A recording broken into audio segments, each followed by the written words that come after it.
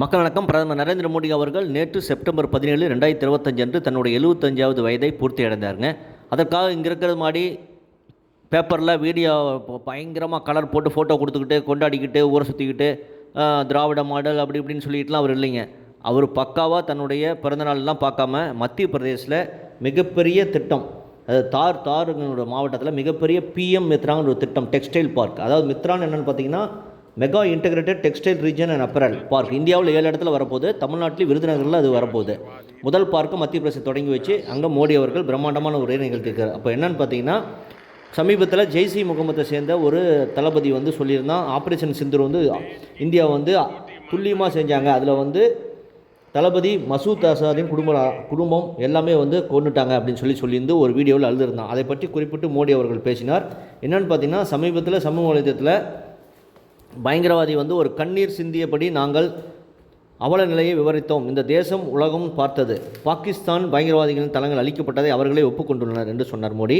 இந்திய தாயின் பாதுகாப்புக்கு நம் நாடு மிகுந்த முன்னுரிமை அளிக்கிறது. பாகிஸ்தானை சேர்ந்த பயங்கரவாதிகள் நம் தேசத்தின் மற்றும் சகோதரிகள் மகள்களின் குங்குமத்தை அளித்தனர். இதற்கு பதிலடியாக அவர்கள் தளத்துக்கு சென்று ஆபரேஷன் சிந்தூர் பெயரில் பயங்கரவாத தளங்களை அளிக்கப்பட்டன. துணிச்சலாக வீரர்கள் பாகிஸ்தானை கண்ணீவுக்கு நேரத்தில் மண்டியிட வைத்தனர். முன்பு நம் நாட்டிற்குள் நுழைந்த அச்சுறுத்தும் பயங்கரவாதிகளை மீது தாக்குதல் நடத்தப்பட்டது. இப்போது அவர்கள் இருக்கும் கூண்டுக்கே சென்று தாக்குதல் நடத்தி அளிக்கிறோம். இது புதிய இந்தியா. அணு ஆயுதம் உள்ளிட்ட எந்த தாக்குதலுக்கும் அஞ்சாது, எதற்கும் யாருக்கும் பயப்படாது. ஒவ்வொரு குடிமகனுக்கும் நாட்டுக்காக தன்னை அர்ப்பணிக்க வேண்டும் என்று சொல்லினாருங்க. வருகின்ற 2047 வளர்ச்சியடைந்த பாரத்தை அடைய வேண்டும் என்றால் சுயசார்பு இந்தியா திட்டத்தை நாம் அவசியம் பின்பற்ற வேண்டும் என்று கூறினார் மோடி.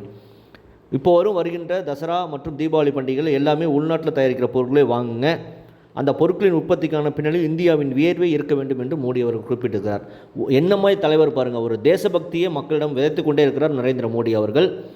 அடல் பிஹாரி வாஜ்பாய்க்கும் இதே மாதிரி தேசப்பற்று மிகப்பெரிய தலைவர் தான். ஆனால் அவர் கூட்டணி ஆட்சியில் துரதிருஷ்டமாக போய் மாட்டிக்கிட்டார். ஆனால் மோடி அவர்கள் அப்படிப்பட்ட நிலைமையில் 2 முறை தனிப்பெரும்பான்மை ஆட்சி, இப்பொழுதும் கூட்டணி ஆட்சியாக இருந்தாலும் கூட பாஜக 240 எம்பியை வைத்துக்கொண்டு மோடி அவர்கள் எடுக்கும் முடிவு தான் திடமாக முடிக்காக செயல்பட்டு கொண்டு இருக்கிறது.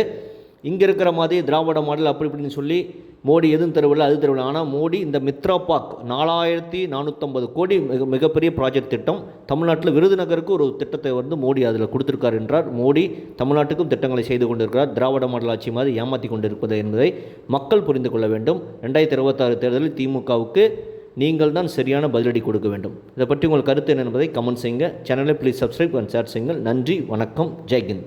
भारत माता की